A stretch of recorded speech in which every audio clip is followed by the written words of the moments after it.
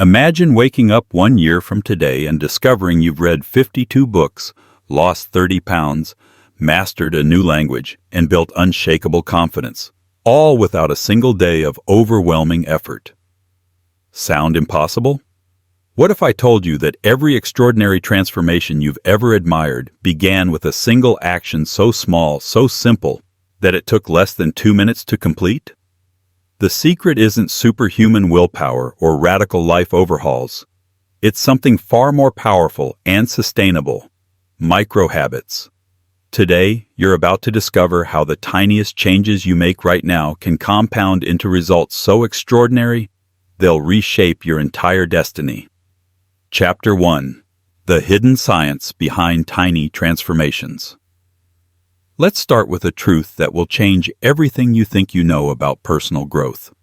Your brain doesn't care about your New Year's resolutions.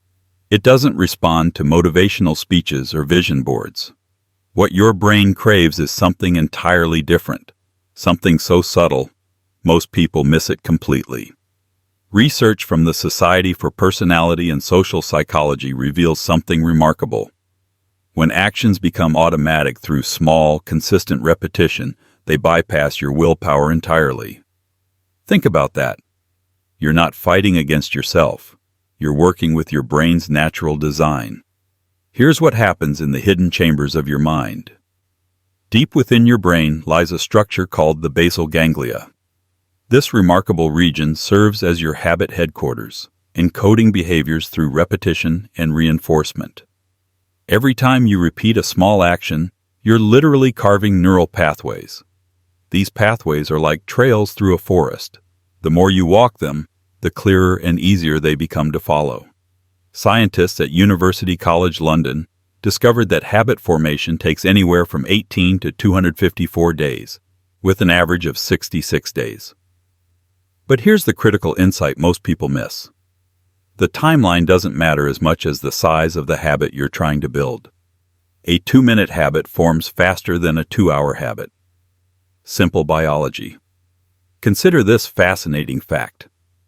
Up to 95% of your daily actions run on autopilot. You brush your teeth, tie your shoes, drive familiar routes, and check your phone, all without conscious thought. Your brain has transformed these behaviors into automatic responses, freeing up your mental energy for more complex tasks. This is where micro-habits become revolutionary. Instead of fighting your brain's resistance to change, you're hacking its natural preference for automation. You're speaking its native language. When you complete even the smallest task, your brain releases dopamine. This neurotransmitter doesn't just make you feel good, it builds bridges between neurons, strengthening the habit's neural pathway. Each burst of dopamine creates what researchers call a success spiral. One small win leads to another, which leads to another, creating momentum that feels almost effortless. The magic happens in the gap between action and identity. Traditional goal setting focuses on what you want to achieve, but micro-habits focus on who you want to become. Every time you complete a tiny habit, you're casting a vote for your desired identity. Write for 2 minutes, and you're voting for the identity of a writer. Do 5 push-ups, and you're voting for the identity of a fit person. These votes accumulate. Your brain tracks them. Eventually, your self-concept shifts. You stop being someone who's trying to write or trying to exercise. You become a writer. You become an athlete. This identity shift is the true power of micro-habits. Dr. B.J. Fogg, who runs the Behavior Design Lab at Stanford University, spent over 20 years researching human behavior. His findings revolutionized our understanding of change. Fogg discovered that motivation is unreliable. It fluctuates wildly based on your mood, energy, and circumstances. But when you design behaviors to be tiny, you remove motivation from the equation entirely. His research shows that a behavior happens when 3 elements converge: motivation, ability, and a prompt. Traditional habits require high motivation because they demand significant ability. Micro-habits flip this equation. By making the ability requirement ridiculously low, You can succeed even when motivation is at rock bottom. Think about the implications. You no longer need to wait until you feel motivated. You no longer need to psych yourself up for change. You simply need to make the behavior small enough that it requires almost no effort. Neuroscience supports this approach through the concept of automaticity. When behaviors become automatic, they shift from the prefrontal cortex, the thinking part of your brain, to the basal ganglia, the habit part. This shift reduces cognitive load, meaning the behavior requires less mental effort over time. What felt challenging at first becomes second nature. The compound effect takes this even further. James Clear, author of the best-selling book on habits, illustrates this with mathematics. If you improve by just 1% each day, you'll be 37 times better after 1 year. Conversely, if you decline by 1% daily, you'll decline nearly to zero. The trajectory of your life is determined not by occasional heroic efforts, but by your daily habits. This principle applies across every domain of life. Financial growth through compound interest, skill development through deliberate practice, health improvement through consistent nutrition and movement, relationship deepening through small gestures of appreciation. The pattern is universal. Your brain is constantly changing, reshaping itself based on your experiences. This phenomenon, called neuroplasticity, means you're never stuck. Every action you take today is literally rewiring your brain for tomorrow. The question isn't whether you'll change. The question is what direction your change will take. Microhabits give you control over that direction. They're precise instruments for self-directed neuroplasticity, allowing you to intentionally shape your brain's structure and function through small, strategic actions. Chapter 2. The 2-Minute Revolution. The 2-minute rule will transform how you approach every goal in your life. Here's the principle. When you start a new habit, it should take less than 2 minutes to complete. Read before bed becomes read 1 page before bed. Do 30 minutes of yoga becomes take out your yoga mat. Write a book becomes write 1 sentence. The goal isn't to stay at 2 minutes forever. The goal is to show up, to establish the habit of showing up. This approach sidesteps the most common obstacle to habit formation, getting started. Your brain resists large commitments. It generates excuses, procrastinates, and finds creative ways to avoid difficult tasks. But it can't reasonably resist 2 minutes. Consider the story of Emily, who wanted to do 100 push-ups daily. That's an intimidating goal for someone who hasn't exercised consistently.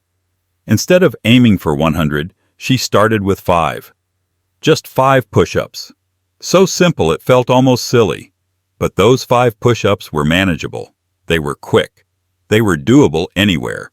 Right after getting out of bed, while waiting for the microwave, in the airport during a layover.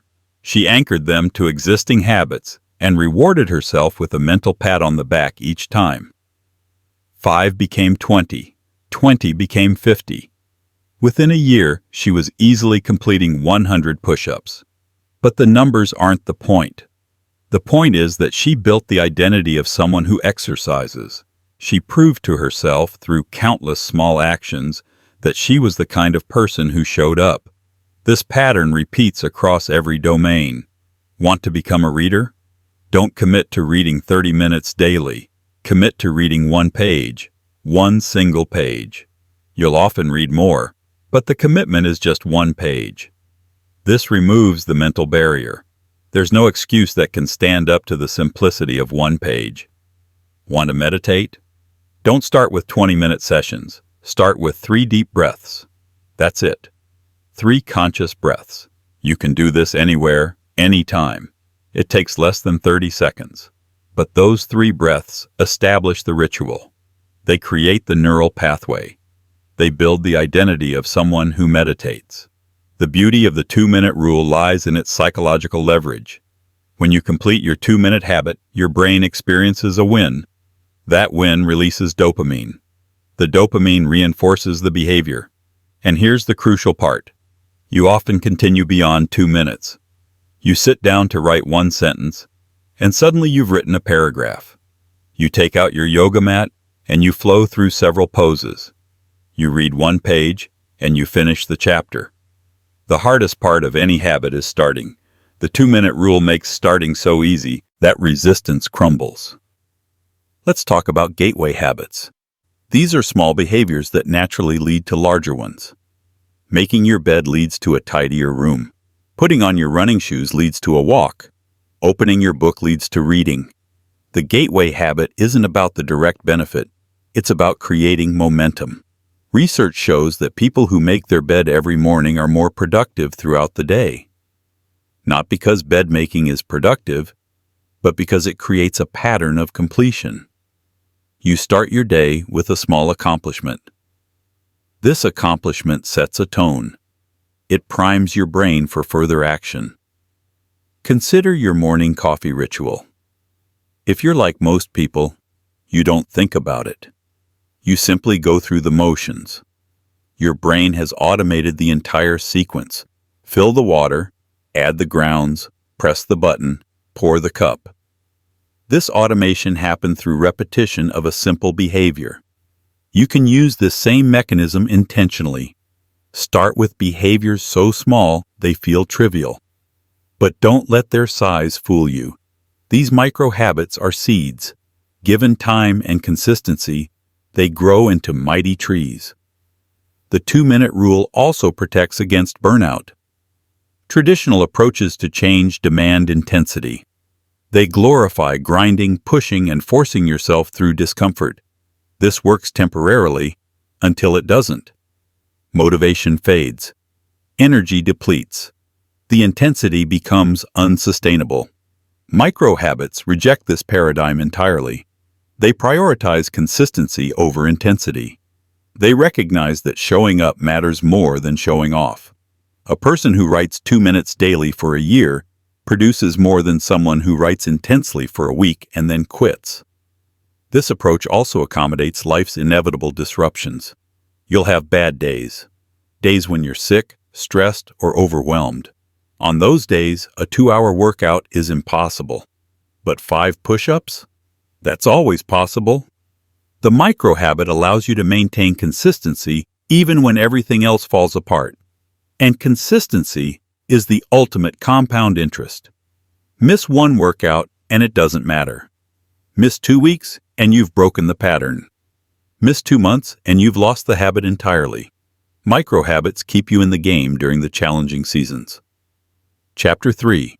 Habit Stacking and Environmental Design. Now that you understand the power of small habits, let's talk about how to anchor them in your life. This is where habit stacking and environmental design become your secret weapons. Habit stacking is brilliantly simple. You take an existing habit and stack a new habit on top. The formula looks like this. After I do existing habit, I will do new habit. Your brain already has strong neural pathways for your current habits.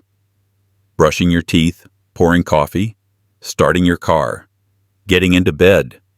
These habits are automatic, requiring almost no conscious effort. By attaching new behaviors to these existing habits, you leverage their automaticity. After I pour my morning coffee, I will write down 3 priorities for the day. After I brush my teeth at night, I will floss 1 tooth. After I sit down for lunch, I will text 1 friend. The existing habit serves as a cue for the new one. This method exploits your brain's love of sequences. Your brain excels at chaining behaviors together. Wake up, make bed, take shower becomes a seamless routine.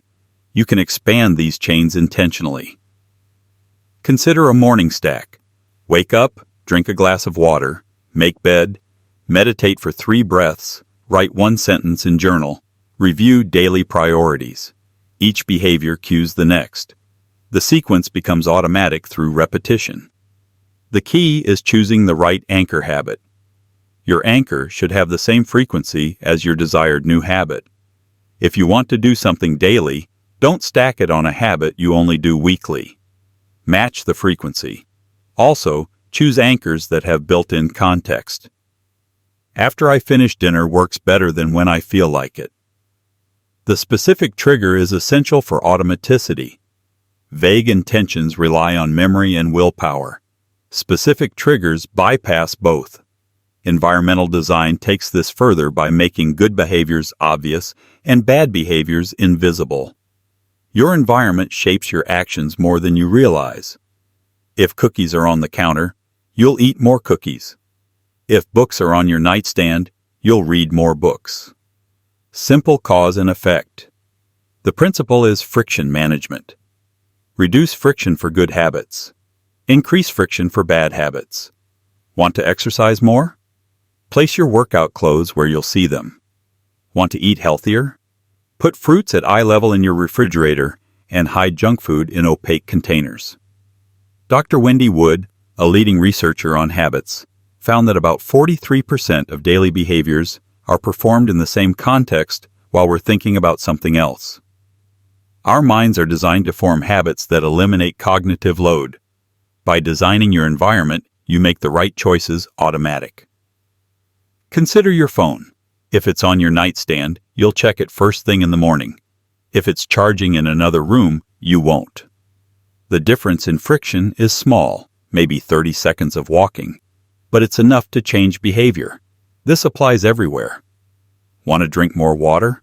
Put a glass on your bathroom counter. You'll drink it while brushing your teeth. Want to learn guitar? Keep the guitar on a stand in your living room, not in a case in your closet. Visible cues trigger action. You can also use pre-commitment devices. These are choices you make now that constrain your future options. Scheduling workouts in your calendar. Telling friends about your goals. Setting up automatic savings transfers. Each pre-commitment reduces future friction. The inverse applies to breaking bad habits. Create friction. Delete social media apps from your phone. Unplug your television. Remove temptation foods from your house. Slight increase in effort required is often enough to interrupt the automatic behavior. Environmental design isn't about willpower. It's about architecture. You're designing a world where good choices are easy and bad choices are hard. This removes the burden from your conscious mind and places it on your surroundings. Time-based cues work powerfully. Setting specific times for habits. Meditate at 6 a.m., walk at noon, read at 9 p.m. creates structure. Your brain starts anticipating these behaviors. The time itself becomes the cue. Location-based cues work too. Meditate in this chair, work at this desk, read in this nook. The location triggers the associated behavior. This is why it's hard to sleep in a room where you also work. The location cue is mixed. Visual cues are particularly effective. A sticky note on your mirror, a book on your pillow, running shoes by the door. These visual prompts bypass your need to remember. You see the cue and the behavior follows. Social environments matter enormously. Join groups where your desired behavior is normal. If you want to run, join a running club. If you want to write, join a writing group. The social expectation creates accountability and makes the behavior feel natural. Chapter 4. Identity-based transformation. This might be the most important chapter you'll encounter, because habits aren't really about what you do. They're about who you become. Most people approach change backward. They start with outcomes, what they want to achieve. Then they work on processes, what they need to do. But the deepest layer of change happens at the identity level, what they believe about themselves. There are 3 layers to behavior change. Outcomes are what you get. Losing 20 pounds, running a marathon, writing a book. Processes are what you do. Working out 3 times weekly, following a training plan, writing daily. Identity is what you believe. I am a healthy person. I am a runner. I am a writer. Most people focus on outcomes and processes. They set goals and create action plans. But without identity change, these efforts feel like swimming upstream. You're constantly fighting against your self-concept. Identity-based habits flip this. Instead of saying I want to run a marathon, you say I am a runner. This subtle shift changes everything. When your behavior conflicts with your identity, you experience cognitive dissonance, mental discomfort. Your brain seeks to resolve this dissonance by aligning behavior with identity. If you identify as a healthy person, choosing salad over pizza isn't a sacrifice. It's an expression of who you are. The behavior flows naturally from the identity. Here's how to build identity-based habits. First, decide who you want to be. Not what you want to achieve, who you want to be. A creative person. An organized person. A kind person. Get specific about the type of person who would naturally achieve your goals. Second, prove it to yourself with small wins. Every action you take is a vote for or against your desired identity. Write for 2 minutes and you've cast a vote for writer. Exercise for 5 minutes and you've cast a vote for athlete. These votes accumulate. Your brain doesn't distinguish between small and large votes. It simply counts them. 10 small votes count more than 2 large votes. Consistency beats intensity every time. Third, embody the identity in small ways. How would a professional writer approach their morning? They'd probably write first thing. How would a healthy person respond to stress? They'd probably move their body or practice breathing. Ask yourself what your desired identity would do in any given situation. The beautiful part? You don't need permission to claim an identity. You don't need a certain achievement level or external validation. You simply decide who you are and start acting accordingly. Consider someone trying to quit smoking. Person 1 says, I'm trying to quit. Person 2 says, I don't smoke. Person 1 still identifies as a smoker attempting change. Person 2 has shifted their identity. When offered a cigarette, person 1 struggles. Person 2 simply declines. They don't smoke. The behavior matches the identity. This works for building habits too. I'm trying to exercise versus I'm an active person. I want to read more versus I'm a reader. The identity precedes the outcome. Your habits shape your identity, and your identity shapes your habits. This creates a powerful feedback loop. Each time you show up, you reinforce the identity. The stronger the identity, the easier showing up becomes. Think about your current identity. How do you describe yourself? I'm not a morning person. I'm bad with technology. I'm always late. These self-descriptions are votes too. Votes for an identity you might not want to keep. You can rewrite these stories. I'm becoming a morning person. I'm learning technology. I'm working on punctuality. The shift from fixed to growth identity opens possibility. Small habits are perfect for identity building because they're undeniable. You can't argue with your actions. If you wrote today, you're a writer. If you exercise today, you're athletic. The proof is concrete. This is why people who focus on identity change tend to stick with habits longer. The habit becomes part of who they are, not just something they do. When challenges arise, they persevere because the behavior reflects their core self. Chapter 5.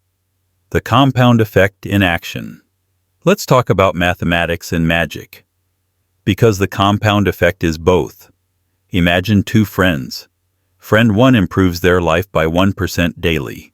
Friend 2 declines by 1% daily. After 1 day, the difference is negligible. After 1 week, still barely noticeable. But after 1 year? Friend 1 is 37 times better. Friend 2 has declined to nearly 0. This is the compound effect. Small differences in daily choices lead to enormous differences in long-term outcomes, not because any single day matters that much, but because the effects multiply over time. Warren Buffett understands this principle. He didn't become one of the wealthiest people through sudden windfalls. He followed the principle of compound returns, making small, smart investments consistently. A $10,000 investment in his company in 1965 would be worth over $300 million today. Small amounts invested wisely, compounded over decades. The British cycling team demonstrates this perfectly. For 76 years, they won one Olympic gold medal. Then Coach Dave Brailsford introduced the 1% rule, making tiny improvements in every area. Better bike aerodynamics, optimized rider sleep, enhanced nutrition, improved bike maintenance. Each improvement was small, maybe 1% better, but combined, within a decade the team dominated the sport, winning 66 Olympic and Paralympic gold medals and 5 Tour de France titles. These aren't isolated examples. The pattern repeats everywhere. Oprah Winfrey built a media empire through daily habits. Reading voraciously, honing communication skills, consistently showing up for her audience. Michael Phelps became the most decorated Olympian through years of disciplined daily training. James Clear built a massive audience by writing 2 articles weekly for years before his book became an international bestseller. The lesson? Extraordinary results come from ordinary actions repeated consistently, not sporadic heroic efforts, but steady, incremental progress. Consider health. Eating a salad instead of fries seems insignificant. One meal doesn't determine your health, but that choice, repeated daily for a year, transforms your body. Conversely, exceeding your calorie needs by just 100 calories daily adds a pound every 35 days. 10 pounds heavier by year end. The trajectory is set by tiny daily choices. The same applies to knowledge. Reading 1 page daily totals 365 pages yearly, more than most people read annually. Seems small, but you're building the identity of a reader and compounding knowledge. 2 pages doubles it. 5 pages puts you at 1,825 pages, multiple books. Financial savings follow the same principle. Saving $5 daily seems trivial. But over 30 years at 8% annual return? Over $270,000. The magic is time and consistency, not the amount. Learning works this way too. Practicing a language for 15 minutes daily might feel inadequate, but that's 91 hours yearly. Enough to achieve conversational fluency. Compare this to someone who studies intensely for a weekend and quits. The steady practicer wins. The compound effect has a frustrating characteristic. It's invisible at first. You might not see results for weeks or months. This is called the plateau of latent potential. You're working, but results lag behind effort. Most people quit during this phase. They don't see immediate returns and assume the approach isn't working. But change is happening. It's just happening below the surface, like an ice cube melting. You heat it from -10 degrees to -5 degrees, and nothing appears to change. From -5 to 0, still frozen. But at 1 degree above 0, everything shifts. The ice melts. All the previous heating was essential, even though it wasn't visible. Your habits work the same way. You're building neural pathways, establishing routines, reshaping identity. The work is happening even when results aren't apparent. Trust the process. Stay consistent. The breakthrough will come. Here's the uncomfortable truth. The compound effect works both ways. Positive habits compound into remarkable results. Negative habits compound into toxic outcomes. Small mistakes, repeated daily, create massive problems. Checking social media for 5 minutes per hour seems harmless, but that's 40 minutes during an 8-hour workday. 200 minutes weekly. Over 170 hours yearly. That's more than 4 full work weeks lost to distraction. 1 year may be tolerable. 10 years? That's 40 weeks, nearly a full year of your life. Staying up 30 minutes late seems minor, but poor sleep compounds. It affects your decision-making, mood, health, and productivity. Small sleep deficits accumulate into significant cognitive impairment. The good news? You can reverse negative compounds by replacing them with positive ones. You can't undo the past, but you can redirect the future. Starting today, starting with one tiny habit. Chapter 6. Overcoming Obstacles and Maintaining Momentum. Let's address the elephant in the room. You're going to encounter obstacles. Life will disrupt your habits. Motivation will fade. progress will feel slow. This isn't a character flaw, it's part of being human. The question isn't whether you'll face challenges. The question is how you'll respond when you do. First, understand that motivation is overrated. We're taught that motivation precedes action. Feel motivated, then act. But research shows the opposite is often true. Action creates motivation. Act first, even without feeling motivated, and motivation follows. This is why micro-habits are powerful. They're small enough to do even when motivation is absent. You don't need to feel motivated to read 1 page or do 5 push-ups. You just do it. And often, once you start, motivation appears. Second, expect the dip. Every new habit experiences a honeymoon phase. You're excited, energized, committed, but this fades, usually after a few weeks. Suddenly the habit feels boring or difficult. This is normal. The dip is where most people quit. Don't be most people. The dip is actually progress. It means you're moving from the novelty phase to the integration phase. Your brain is transitioning the behavior from conscious to automatic. Push through the dip, and the habit becomes effortless. Third, never miss twice. This rule is critical. Missing 1 day of your habit is acceptable. Life happens. But missing 2 days in a row starts a pattern. 1 miss is a slip. 2 misses is the beginning of a new habit, the habit of not doing the habit. If you miss a day, prioritize getting back on track immediately. Don't wait until Monday or next month. Tomorrow. Always tomorrow. This maintains the identity and prevents backsliding. Fourth, make it easy to recover. Your environment should support recovery as much as starting. If you keep workout clothes visible, it's easier to restart after missing a day. If your book is on your nightstand, it's easier to resume reading. Fifth, track your habits. Tracking provides visual accountability and motivation. Use a calendar to mark each day you complete the habit. The chain of marks becomes motivating. You don't want to break the chain. Apps can work, but paper often works better. The physical act of marking creates a small reward. Sixth, find your why. Connect your habits to your values and long-term goals. Why does this habit matter? How does it serve your vision for your life? When the habit feels difficult, return to your why. It provides fuel when motivation runs dry. Seventh, build support systems. Share your goals with others. Join communities of people pursuing similar habits. The social expectation creates accountability. Plus, seeing others succeed normalizes the behavior and makes it feel achievable. Eighth, celebrate small wins. Don't wait until you've achieved the big goal. Celebrate showing up. Celebrate consistency streaks. Celebrate tiny improvements. These celebrations release dopamine, reinforcing the habit loop. Ninth, embrace imperfection. You won't be perfect. You'll have bad days. Days where you phone it in or barely complete the minimum. That's fine. Consistency over perfection. A mediocre habit done daily beats a perfect habit done occasionally. 10th, adjust as needed.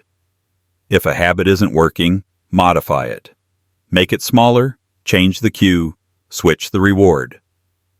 Experiment. Find what works for you. There's no single right way. Common obstacles include time scarcity, fatigue, distractions, and lack of immediate results. Address these proactively. Time scarcity? Make the habit smaller. If you don't have 30 minutes, commit to 3 minutes. Something beats nothing. Fatigue? Schedule habits when your energy is highest. For most people, that's morning. Also, certain habits can boost energy. Movement, hydration, and brief meditation all increase alertness. Distractions? Design your environment to minimize them.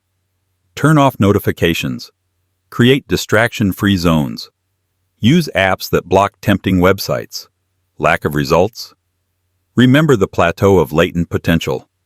Results lag effort. Trust the process. Track inputs, what you control, not just outputs. You control showing up.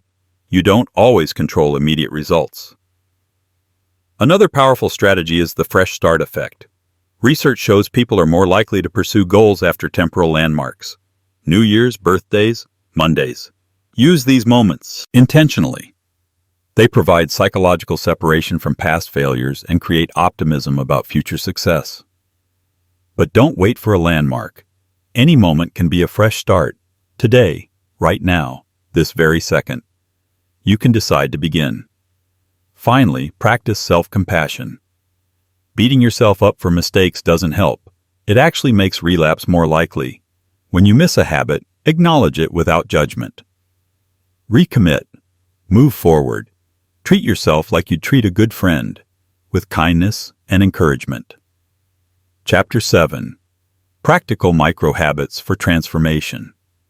Let's get specific. Here are practical micro-habits across different life domains. Choose one or two to start. Master them before adding more. Health and fitness. Drink 1 glass of water upon waking.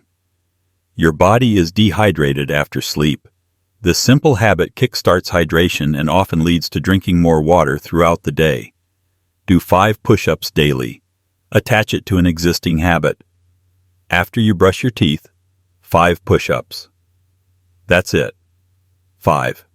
So small you can't fail, but 5 daily becomes 1,925 yearly. And often, you'll do more than 5 once you start. Stretch for 60 seconds. Before bed or after waking. 1 minute. Increases flexibility, reduces tension, and creates a mindfulness moment. Take a short walk. Even 5 minutes counts. Walk around the block. Walk during lunch. Walk while on phone calls. Movement compounds. Eat 1 vegetable with lunch. Just 1. Could be carrot sticks, a side salad, or steamed broccoli. This crowds out less healthy options and builds the identity of someone who eats vegetables. Mental and emotional well-being. Write 3 things you're grateful for, before getting out of bed or before sleep. 3 things. This rewires your brain to notice positives.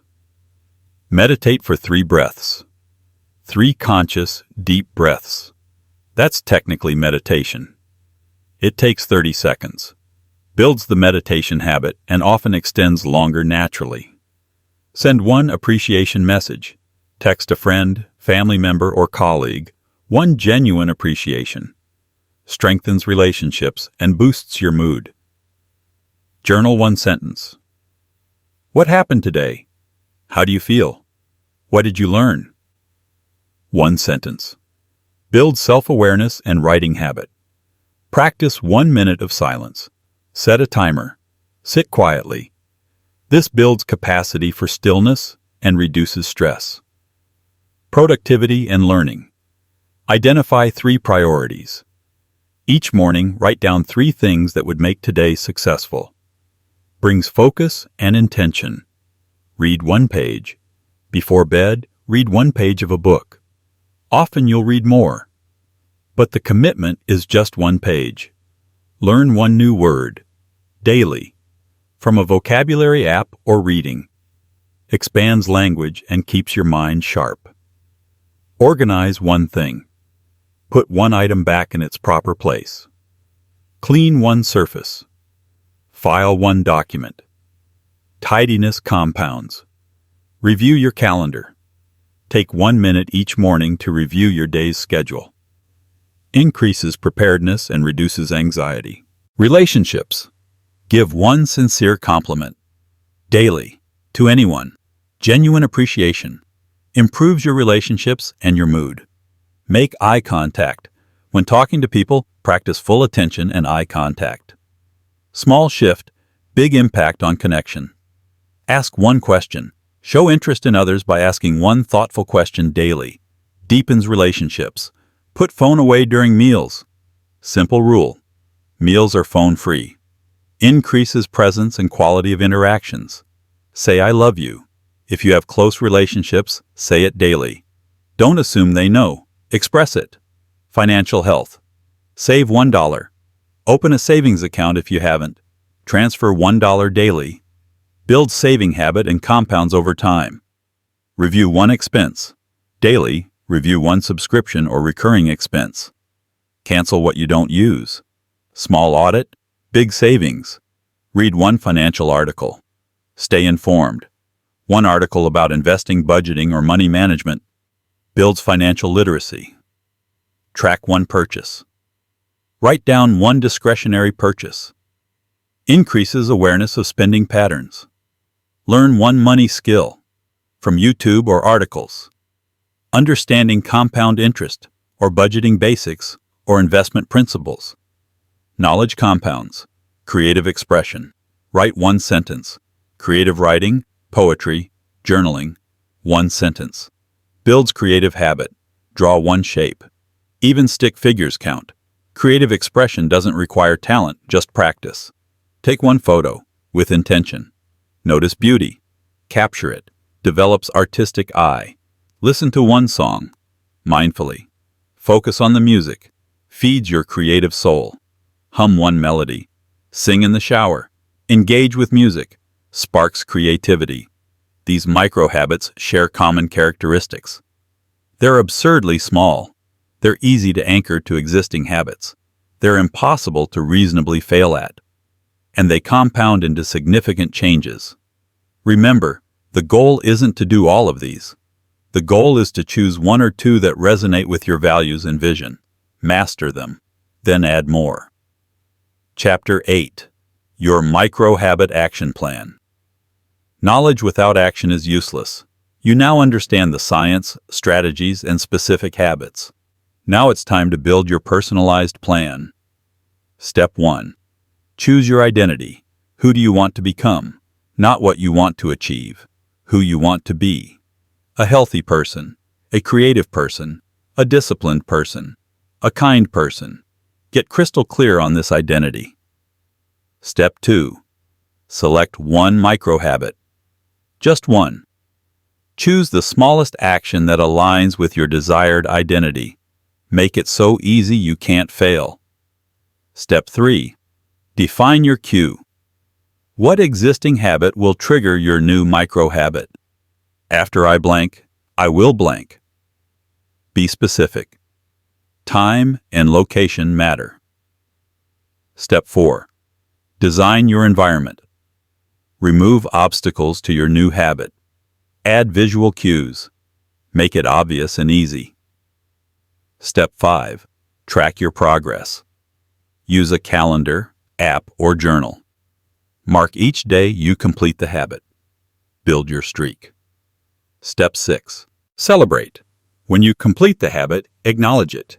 Feel good about showing up. This reinforces the loop. Step 7. Stay consistent. Never miss twice. If you miss a day, get back on track immediately. Consistency beats intensity. Step 8. Scale gradually. Once the habit feels automatic, usually after a few weeks, you can increase it. 1 page becomes 2. 5 push-ups become 10. But only after it's automatic. Step 9. Add the next habit. Once the first habit is solid, add another. Stack it on an existing routine.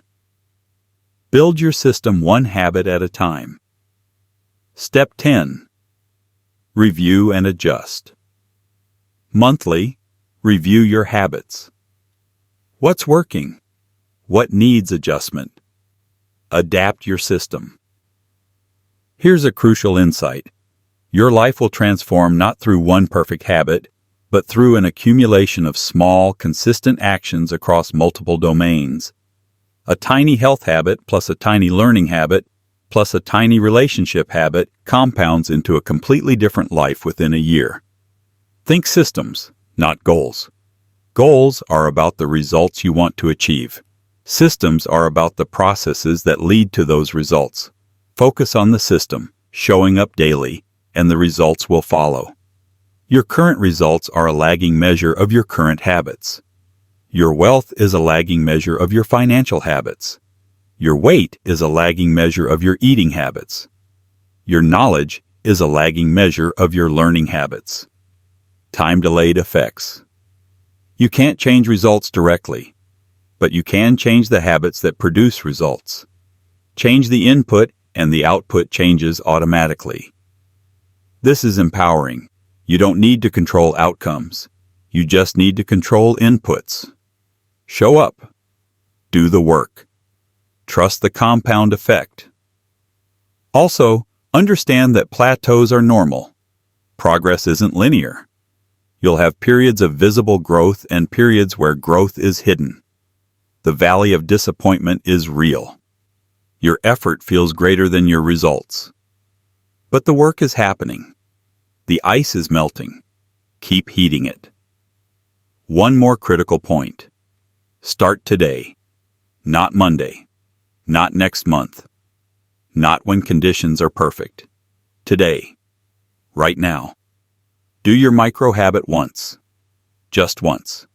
That's your first vote for your new identity. Remember, you're not deciding what kind of person you want to be. You're deciding who you are right now. And you demonstrate who you are through your actions.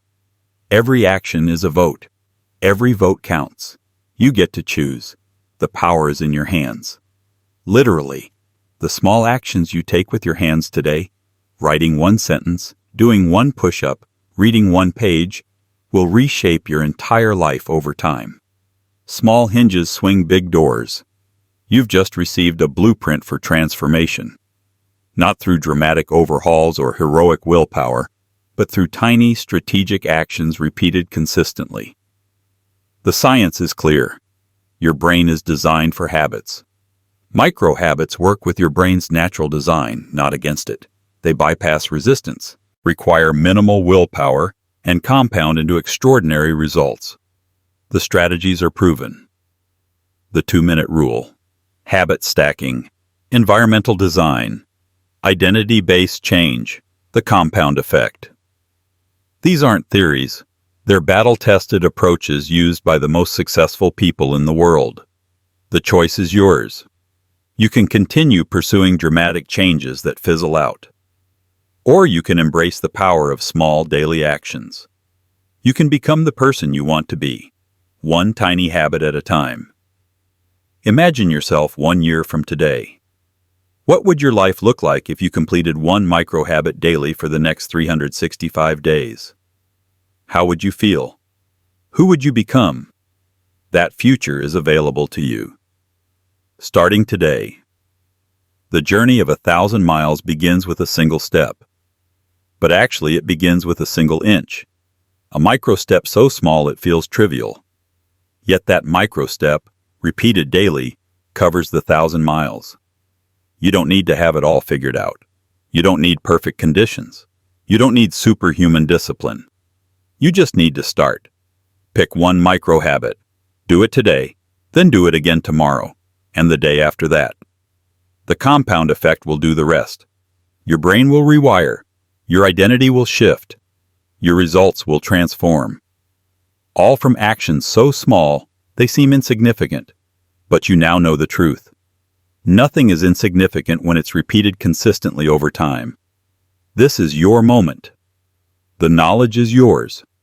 The strategies are yours. The future is yours to create. One tiny habit at a time. The power of micro habits isn't potential. It's proven. Now it's time to prove it to yourself. Start small. Stay consistent. Trust the process.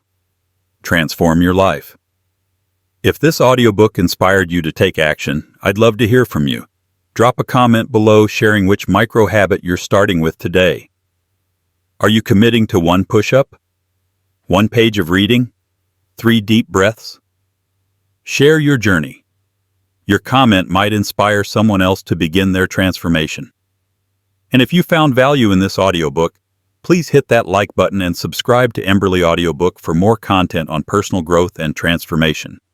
We're building a community of action takers who understand that extraordinary results come from ordinary actions repeated consistently.